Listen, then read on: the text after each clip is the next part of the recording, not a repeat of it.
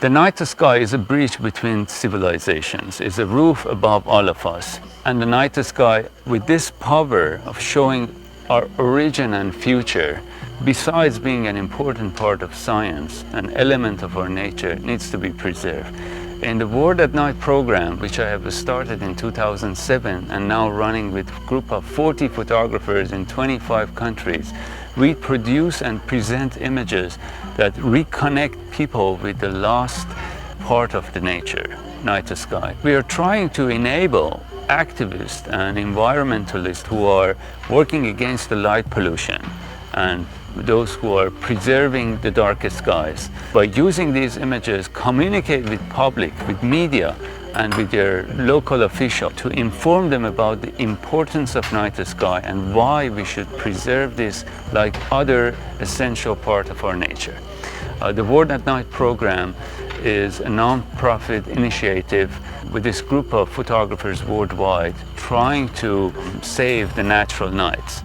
So the story of night sky photography is going back to perhaps about 170 years when photography itself started. One of the first images ever taken was an image of the moon. Very similar to that, of course, much lower quality, a close-up telescopic view of the image with craters visible. That was taken in 1840, the beginning of photography itself. So astrophotography was one of the first things a photographer has done. So that's why it's always been a part of photography. It's not something new. I started my photography in film time. So I was doing this for since early 90s. When I was a teenager, I started astrophotography. It was first through telescope, but then I realized what I like to do is combining earth and the sky in one frame. The connection between the landscape and the night sky, the connection between humanity and the sky and universe beyond, because that's our origin and that's our future. So that's why after a while, instead of using a telescope, I was more and more in landscape astrophotography. This is in Australia, and on the Great Ocean Road, where this picture is taken, within few miles from the location of one of my fine art images in the gallery. This was another view I found in a perfectly dark sky without the moonlight. This one is in moonlight. I'm going to talk about it later on. What do you see here?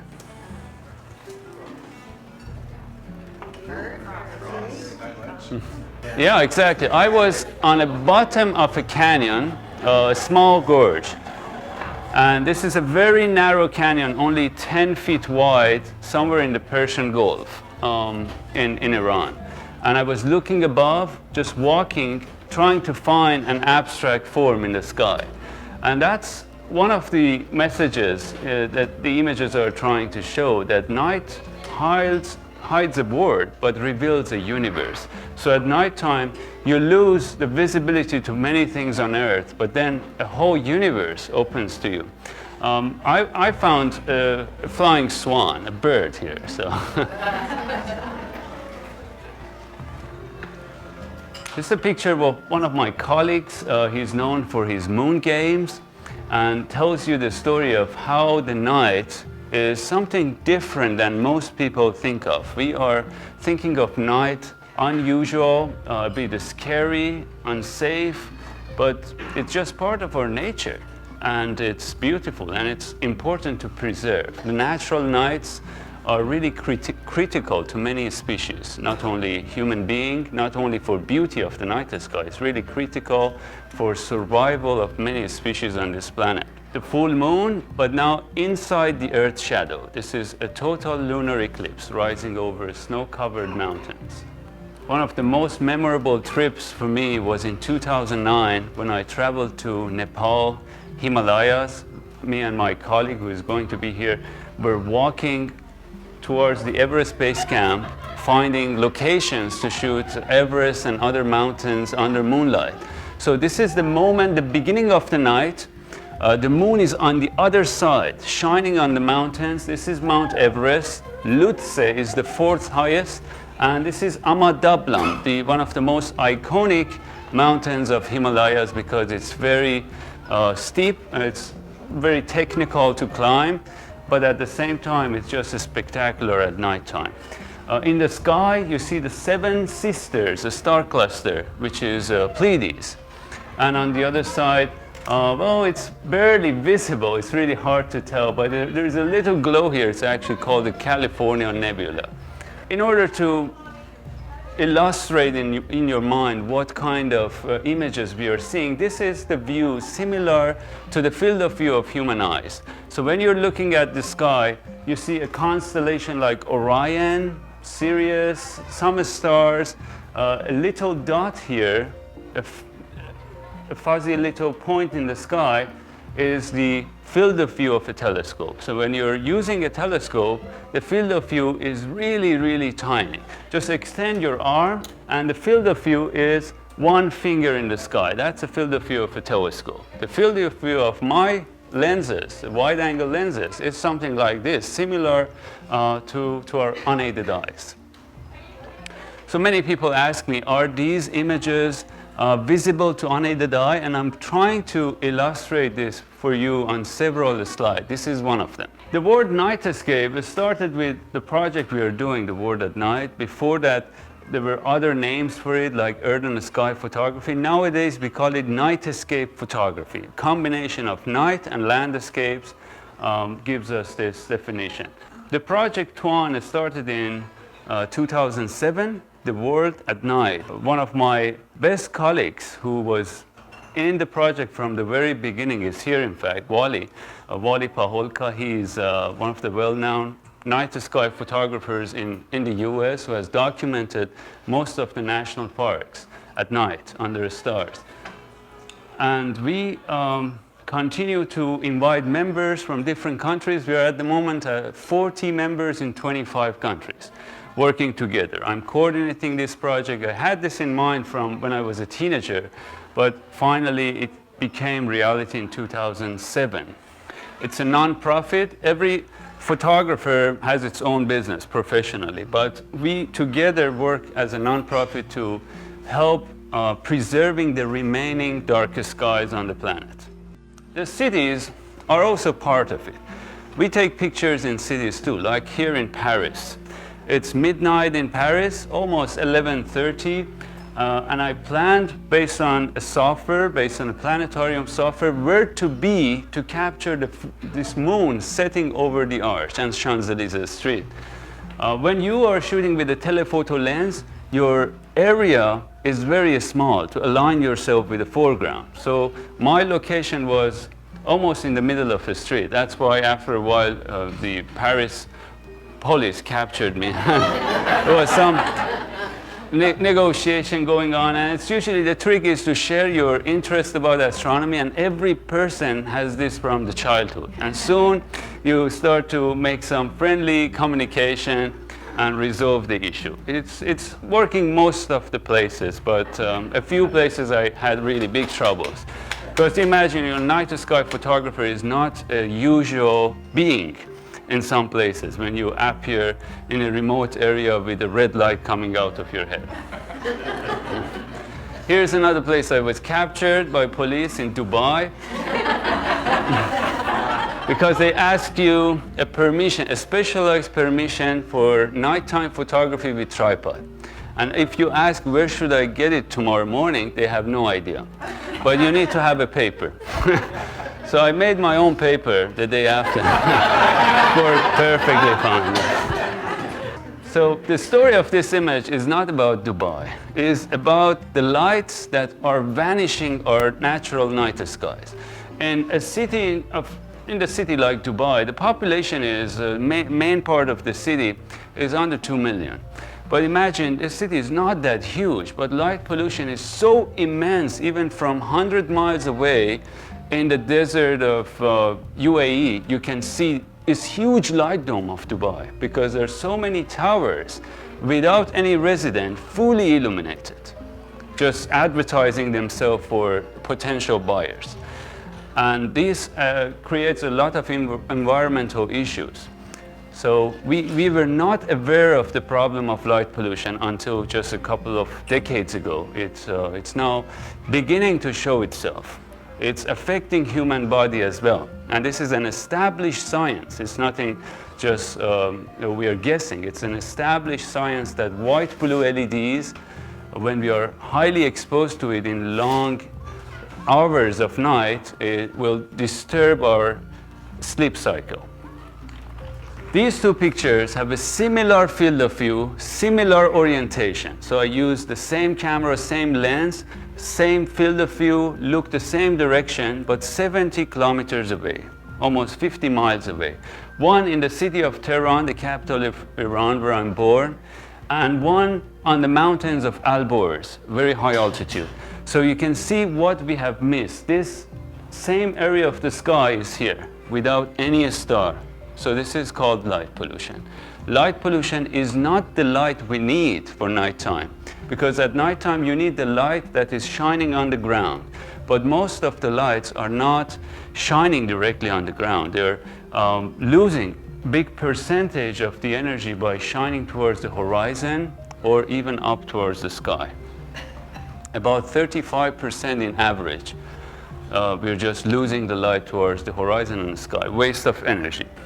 So in big cities, there are still plenty of imaging options and opportunities, especially to show that the night sky is a forgotten part of nature in big cities. People have lost connection to it. And these images trying to reconnect the urban people with the night sky, to reclaim the beauty of the night sky which is gone in the past few decades. A video of the moon, crescent moon setting in Boston. Almost 5 times, I think, faster than the real-time video I have. Otherwise, it would be a bit boring for you. So I was used to show this in my larger screen presentations, but after I noticed what is happening in one of the rooms, a private thing, so I stopped showing it in very large screens. Remember, if you're living in one of these high towers, there might be this astrophotographer from 10 miles away shooting satellite imagery of Europe and North Africa in 90s and 20 years later, showing the growing light. So this tells you almost everywhere is increasing in the amount of light we are wasting at night. As I said, some of it is necessary. We are living in 21st century. We are modern civilization. But some of it is completely unnecessary and we are wasting the energy because we were not aware of the issue created by light pollution. This is the Nile River in Egypt, Cairo. This is Madrid, Paris. You go over here to London, Italy. It's very bright on the northern side. Rome is here, for example. North Africa. Then in the middle of Sahara, there are these big cities. What is going on there? Nobody lives there. Do you have any idea, a guess? Military bases? No, these are gas flames, refineries. Up here seems to be pretty dark in Scandinavia. Anyone here from Scandinavia? But the problem up there is aurora, the northern lights. So because of northern lights, we never really see really very dark sky in northern latitude. This shows you a place on Earth which is pretty dark. It looks like an island here, but this is a country. The whole area here is a country. A picture from the International Space Station, and it is the North Korea. So in comparison to South Korea and Seoul, I usually say this is a paradise for astrophotography with a one-way ticket. Technically, the image looks overexposed, but it's a very important picture by my colleague John Goldsmith in Australia, showing the birds flying over the Opera House in Sydney. And the light shining towards the sky attracted these birds. Many of them are migrating birds. They go around 8-second exposure. You see how crazy, how fast they're moving around until die. I mean, most of them die after a while because they're exhausted. So many of the migrating birds are using elements of nature or human civilization, like big towers, mountains, and light to follow their path. They use stars as well. And a big, bright new light can attract them down to the ground, differs them from the path, and finally they just die. I do many of the national parks at night too. That's not the only field of photography I like to do. I go to the cities as well. A good thing about the national parks in the US is a night sky program. It started about 20 years ago, and it's been one of the most successful night sky preserving programs in the world. And it has been introduced to other countries as well. Nowadays, in many of the national parks in the US, there is a weekly or even nightly program for stargazing. Every full moon, there is a hiking under full moon. So a lot of things is related to a new industry called astrotourism. And this industry is like ecotourism, can be a friend of nature, a friend of night sky to protect it, while there is a business side of it as well. This is the Yellowstone National Park, and the Old Faithful geyser is erupting every 1.5 hours. This picture is a sequence. Every 20 seconds is one shot is made. We are still in Yellowstone, another hot spring with the Milky Way above it. The Grand Teton. Probably my most popular picture photograph in the galleries is the one outside on the right corner, the Grand Teton at night. And this is the view in daytime. The story goes back to my teenagehood when I was in Tehran, and there was a book I received in one of my birthdays by Ansel Adams. He has been a legendary photographer between 1920s to 1980s. He was active, taking a lot of pictures in California as well, but also in Wyoming, in many other national parks.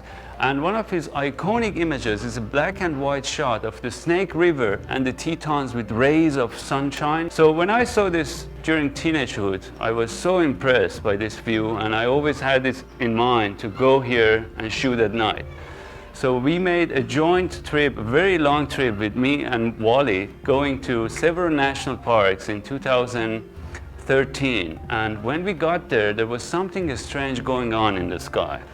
Usually the night sky is free of these unusual colors, but there is a phenomenon called airglow, natural emission of the Earth's upper atmosphere coming from almost the edge of the space, 70 miles above us. It's always there, but very faint. On that night, it was the most intense airglow I have ever photographed. Probably the same for Wally. I've never seen such an intense airglow in my photography. And when I enhanced the image in the editing to bring out the contrast, I saw a lot of details, waves passing in the sky. So these are like very slow-moving clouds across the sky. They're in green and red, orangish. The eyes cannot see the color, but the camera can detect that. Another story is that when I got there with my dream from the teenagehood to capture the Snake River, this point is called the Ansel Adams Point, in fact. And the Snake River was not fully visible because 7 decades ago, these trees were much shorter. Nowadays, you need a crane or something to see the complete view of the Snake River. Saturn is here. This is Saturn. These are a couple of bright stars, Arcturus. And this is a closer view of the details of airglow. Probably I cannot repeat this image in my lifetime because of this unusual condition of airglow. The same night, or the night after, we were still shooting in Grand Teton, and the airglow activity reduced. That's why you don't see these colors. Still, there is a bit of airglow here, red and green. We were thinking maybe this is Aurora, the northern lights, because it is visible on the horizon of Yellowstone when the solar activity is high, but this was just airglow. Milky Way on the other side, this is the glow of Jackson Hole. It's not a big city, but still you see the light pollution of any town on the planet. But it was not much. It actually added to the picture to compare the natural view and then the light of a town. The closer view. Now comes to the second illustration to tell you the most typical question I receive on my social media. Do we see the Milky Way similar to my pictures? What do you think? Not quite. Yes, in a very perfectly clear sky, dark sky away from light pollution like here. Do we see this? Not as vibrant. In fact, we don't see any color of the Milky Way. Milky Way is completely colorless, but we see a lot of features. So I would see every single feature you see here is visible to unaided eye when you are dark adapted. People usually don't consider that. You're inside your car or inside the room with bright light and go outside. Of course, you see nothing. You need to wait for 10 minutes, 15 minutes, and then you're dark adapted to see details of the night sky. So this is what we see with unaided eye. Almost no color, but the stars will be colorful. Because anything pinpoint and concentrated will activate our cones in retina.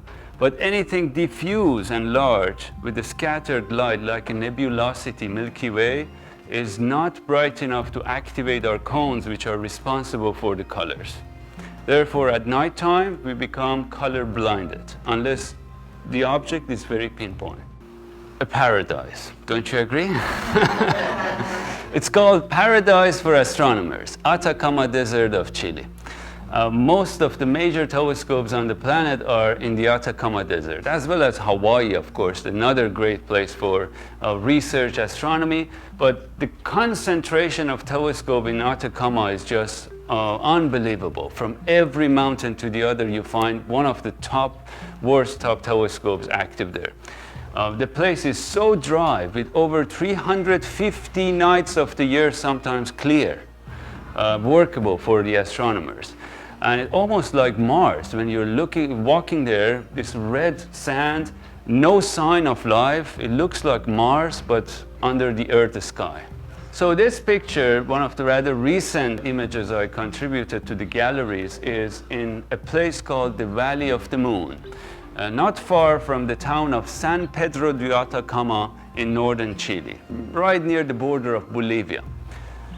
And it was in a very dark night. The foreground is enhanced in processing. So my images, another typical question I receive, are my images edited? So what is the meaning of editing? If it means blending various images from different locations, I never do that. That in fact is not allowed for any National Geographic photographer to blend images from different locations together. Some people do it with night sky, like blending a picture of the moon from over there to a landscape of here. From my point of view, moon is part of nature. Milky Way is part of nature. That is identical as adding a tiger on top of a tree, or an elephant on the head of a lion, something unusual. This is the same as copying the moon from one side of the sky to the other, or the Milky Way taken from one country with the foreground from the other. So I do not do the blending. These images are single exposures, but of course we edit to increase the contrast, to increase the colors, recover the shadows, and recover the highlights. So this is essential part of digital imaging today. And this image has been worked on recovering the shadows because this area was too dark for printing. So now we have recovered that. The Milky Way is almost the same as my picture were able to capture with the camera, but enhanced for the contrast and a bit of the color. One of the major telescopes is called the VLT, Very Large Telescope. This is part of that. Astronomers are great for naming, very creative. And the other one, the next one coming on this mountain nearby, is called ELT. Can you guess? Yeah, extremely large telescope. There we go. So this is another one. I usually go every 2 years. I go to Chile on assignment for European Southern Observatory, ESO. This group of observatories are part of the collaboration with 14 countries. US and Europe are the main ones. And it's called ALMA, the major radio telescopes at a very high altitude. We usually have to use oxygen capsule, and there's a funny story behind that. It's mandatory by European laws to use oxygen when you're working on top of these observatories, just to avoid any problem. Otherwise, 5,000, 6,000 is not that necessary to use oxygen. But when you're working at night, you really feel that. It's about 15,500 feet. At this altitude, the eyesight, the view to the sky should be stunning. Don't you agree? If you have been hiking on the Sierras, probably you have noticed how dark and crystal clear it is. The night before, we were on 10,000 feet of South Lake, and the sky was amazing. But there is a point. When you go above 9,000, 10,000, the oxygen level drops quite prominently. And as the oxygen drops, your eyesight drops too. So when you go higher and higher, say for example, you go to Mauna Kea, Hawaii. When you're at the visitor center, it's about 9,000 feet, everything is perfect. You go to the top of the observatory, now you're about 14,000 feet, and you feel that the sky becoming less starry in a way. Of course, you feel the headache and other issues of altitude, but then also the sky is becoming less starry. That's the problem of altitude. The perfect altitude for stargazing is up to 9,000 feet. After that, you need a kind of oxygen, extra oxygen capsule. And I was using this capsule on, waiting for 5 minutes, stars were coming, and then removing. So most of the night when I was not shooting, I was just trying, oh, stars. And a long exposure. Typically, the exposures are about 20 to 30 seconds, but this one is about half an hour. In this half an hour, I was waiting for the Earth rotation to do the magic. With the Earth rotating, the stars are moving across the sky. The same thing happening to the sun and the moon, going from east to west. If you do a long enough exposure, you can create star trails. And if you point this towards the south pole or the north pole of the sky, it shows these circumpolar trails. This is the south celestial pole. It's almost like a whirlpool to the time, back to the, like a time machine or something. At the same place where the observatories are located, there are also some natural attractions. These are ice formations made by the wind and the sun. Almost all of them are pointing toward the sun at noon.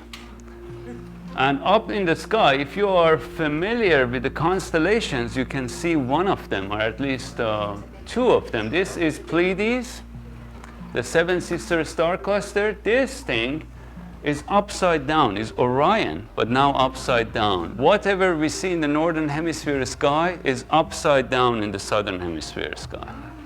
Now we are in the morning. The end of a very exhausting but beautiful night finishes by the sunrise. Just before sunrise, you have a phenomena called the Earth shadow. You can see it every day from here. When the ocean is clear, there is no haze. Here you look to the west. That means you can see it in the morning time. It's 180 degrees away from the sun. Okay, the sun is rising on the east, look to the west, 10 minutes before sunrise. And you see this blue band topped by a purple area. This is the shadow of our own planet casting to the atmosphere. Try it tomorrow morning if you're an early riser. The latest image I contribute to the galleries is from the Great Ocean Road in Australia. Victoria, Southern Australia, and it's probably one of the most touristic areas in Australia, but not at night. A great thing about nighttime, with all the challenges, of course, we often drop lenses because it's dark and it's very costly, you know.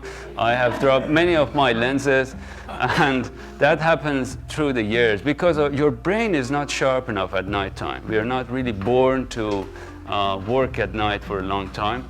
Other than that, great thing about nighttime, you go to a national park. Everybody are going home, you're going in. So you're all alone in a national park with the sounds of nature, ocean of stars above you, and just you feel the connection to the whole universe. And this is the story here on the Great Ocean Road. Nobody was there. I was shooting this moonlit night. It's right after evening twilight. Still a bit of twilight is visible. This is a town nearby, so the light of the town. Moonlight shining on the ocean waves. These are known as the 12 apostles. This is rock formation, very famous in this part of the world. You even see a couple of faces probably. Can you see that? Yeah, one is here, another one is here. This one is more notable. Now we go up towards the top part of the image. This is not moon, this is Venus. The brightest object in the sky after moon is Venus. Planet Venus is visible every night after sunset. Just look to the west, let the sky become a bit dark. We probably see it tonight for stargazing. Tonight, as you probably know, it's a special condition. Moon and Venus are close to each other. We call it conjunction. Very beautiful. This is Jupiter, so two planets in one field of view. And this is a comet, a visitor from outer solar system, an icy body which is forming a tail because of the solar radiation. And it's somehow similar to what we could see with unaided eye. It's not a great comet. In fact, a great comet changed my life, especially my career as a photographer in '97. Comet Hale-Bopp. And this was the first image I ever sold. And I became so-called professional photographer.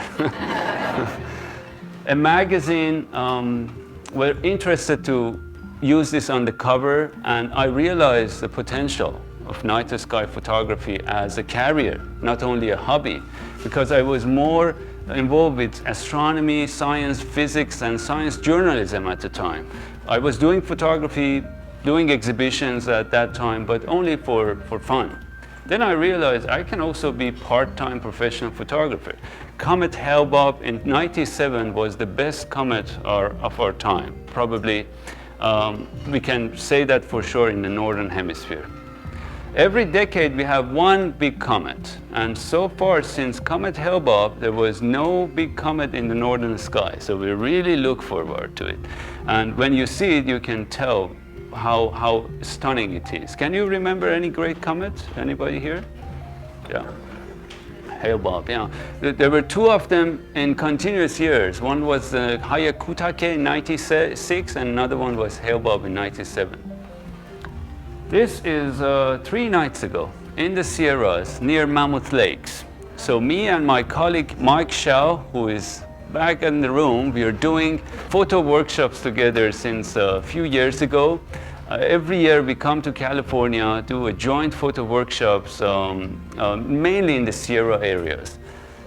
And me and Mike were shooting this waterfall at night. I illuminated the waterfall for 10-20 seconds. So the whole image is taken in 20-second exposure. And the waterfall is light painted, so-called, by just a flashlight during the exposure.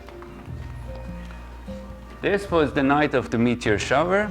See a small meteor next to Orion. Let's have a closer look.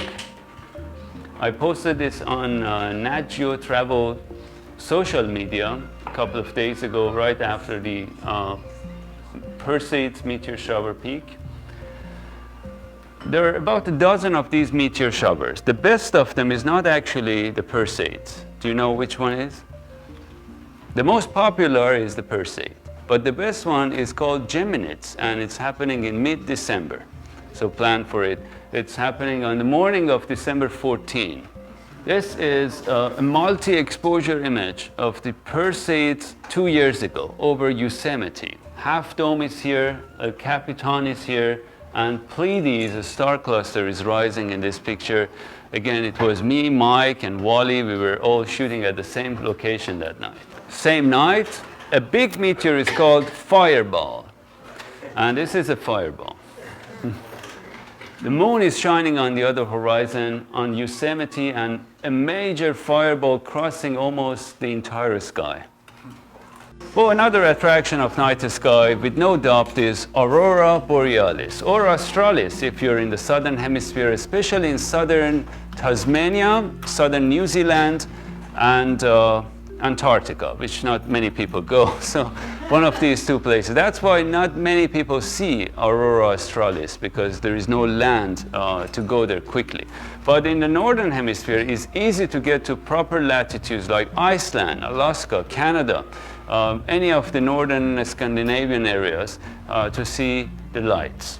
This is in Iceland. And what is happening in the sky is called Aurora Corona, or the crown. It's happening overhead. Another of my rather recent or one of the very latest images to the galleries is this.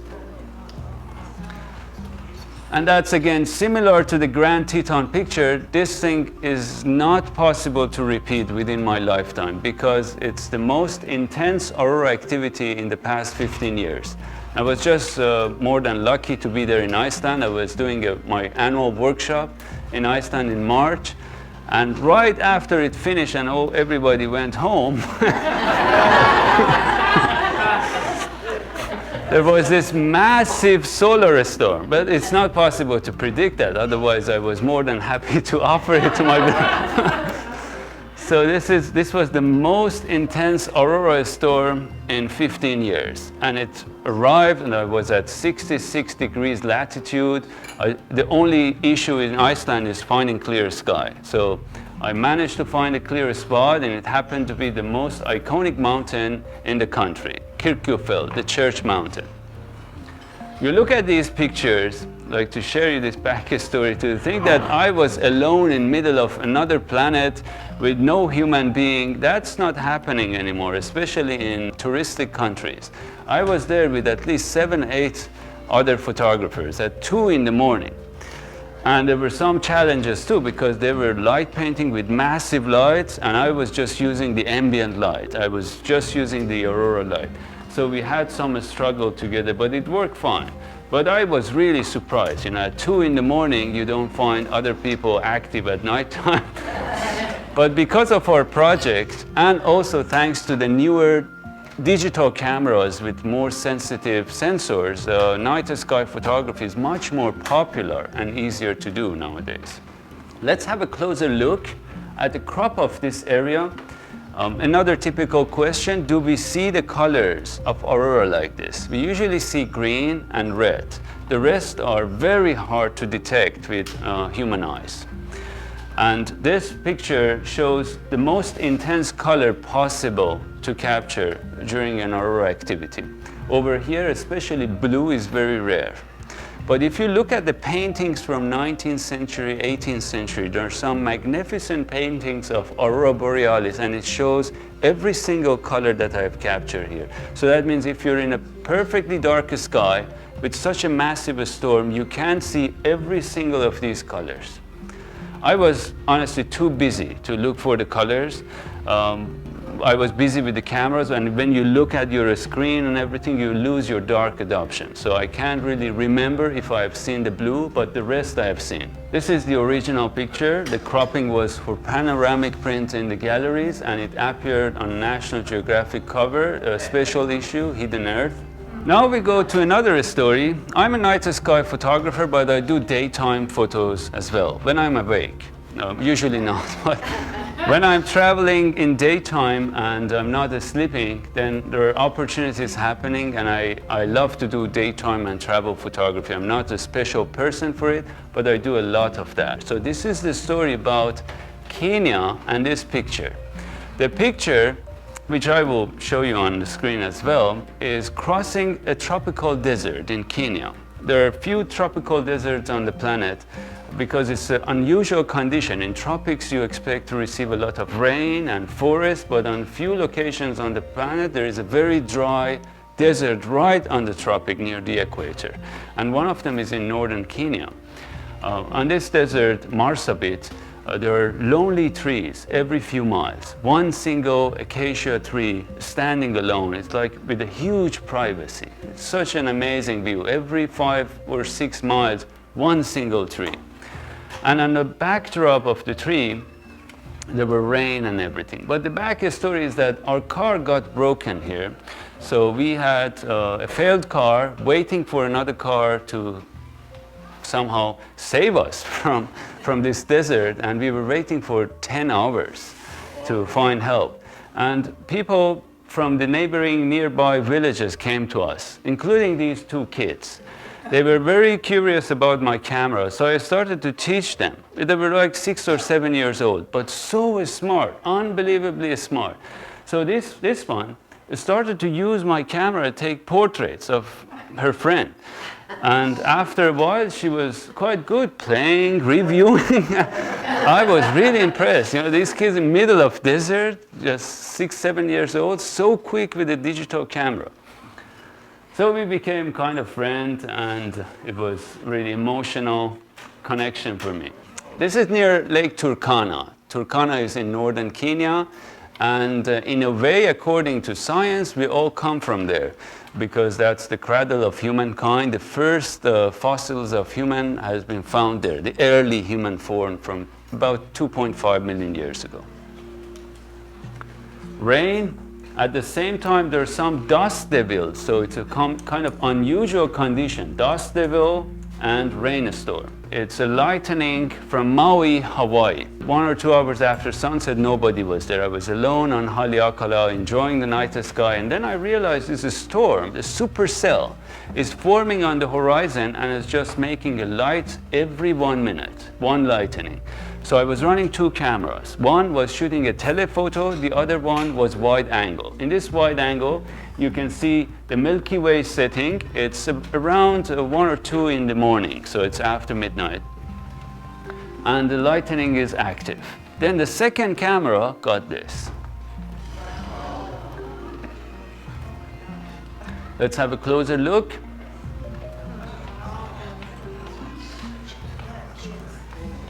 So we made it a panoramic crop for the galleries because it fits better with the picture, especially from decoration point of view. It's dark with one bold light in the center. Here, me and Wally was coming back from Grand Canyon. I remember we were driving down to Las Vegas. It was very late in the night, and all of a sudden we saw this mass of light of Las Vegas with this tower peeking out, and the stars above, clouds were disappearing, so it was a very unusual combination, about 20, 30 miles away from Las Vegas. And so we stopped the car, waiting for the right moment to shoot something interesting. And this was the moment.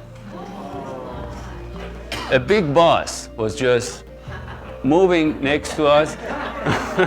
The whole car and us were shaking with this. It was also very windy. But then at the same time, moon was forming a phenomena called as corona. This is atmospheric corona, a colorful area around the moon as the low clouds are passing by. So sometimes even light pollution is beautiful.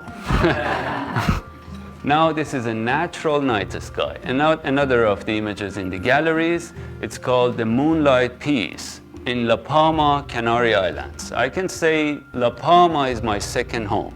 So I'm born in Iran.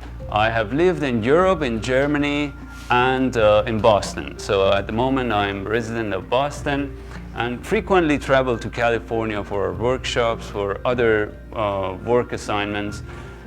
But La Palma, I go there every year for a workshop, my AstroMaster program in May, and I'm so impressed by this island. It's one of the Canaries, belong to Spain, belong to the European Union, but only 300 miles from the African border, from the African shoreline. So it's an island very close to Africa, but belonging to European Union. And it's such a peaceful area because 90% of the entire island is preserved as a national park. It's a paradise in daytime and nighttime. The actual view is this, the panoramic. I was inside a pine forest, and the moon is lighting from here, is illuminating the landscape. These are the neighboring islands, and this is the brightest star, Sirius, the brightest star in our night sky. Not the brightest object. We have Jupiter and Venus and Mars, which are brighter than Sirius. La Palma in daytime, right after sunset, in fact. The moon inspired me when I was a teenager at the age of 13 to become an amateur astronomer, a stargazer. And this is typically happening to many people getting interested to astronomy. The first look to the moon through a telescope. I borrowed this little telescope from my neighbor. He never used that. He was a boy at the same age. We were both probably 12. And I got a birthday present, an astronomy book with some maps of the moon. I thought I need something like Mount Palma or Mount Wilson telescope to see these craters so clearly. So I borrowed this telescope he never used from Russia, and then we open it, we install it on the roof of this house in Tehran in the middle of light pollution, and look at the moon. I couldn't believe, I can remember this second by second still after so many years. And I couldn't believe so many details of them. I was like an astronaut sitting in Apollo mission going around the moon. Because when you have a telescope without a tracker, the Earth's rotation moves the moon across the sky, across the field of view. So a similar view like this really changed my life. Then I used a bigger telescope few years ago to capture this image. But still, it's not a massive telescope. You can use an amateur telescope to capture proper details of the moon. This is perhaps the most successful one I have done because of the details on the craters here. And this is my first telescope. I'm not sure if my friend Ocean is here yet, but yeah, he's my colleague who is a photographer based in LA now, and he's here. He still has the same mustache, I think. And we had another colleague who was archaeologist, so we made a group with interest in archaeology and astronomy at the same time, traveling together. And this was our Hubble Space Telescope of the time. So this is back in '94. And this was the place we were usually going, a mountain near Tehran, 70 kilometers away. It's called Mount Damodar. It's a major symmetrical volcano, and it's still active, but not super active, but a danger to the capital as well. It's a legendary mountain to the Persian culture, appears in many of the poems and literature of the past. And at night, it looks spectacular. So a road is down here, the road is illuminating. I had in mind to show this layer of rock like a lava coming out. And the moonlight is illuminating the top part of the mountain. While I was in Iran, I had the opportunity to shoot a lot of archaeological interest, historic interest, because the country is just embedded with many of these attractions, about 1 million archaeological locations, registered locations in Iran. And that's one of them. It's called Tamare. It's a valley of 30,000 petroglyphs. And each of them is interesting, but this is one of the most attractive one, including some of the Ice Age animals. This is probably one of them. This is definitely one of them. And the first horse riders in the Middle East are related to about 6,000 years ago, when the horse riding started on the planet. The same picture on the next slide, showing you the constellations in the sky. So the petroglyph in central Iran, with the night sky of the winter constellations Orion and Sirius.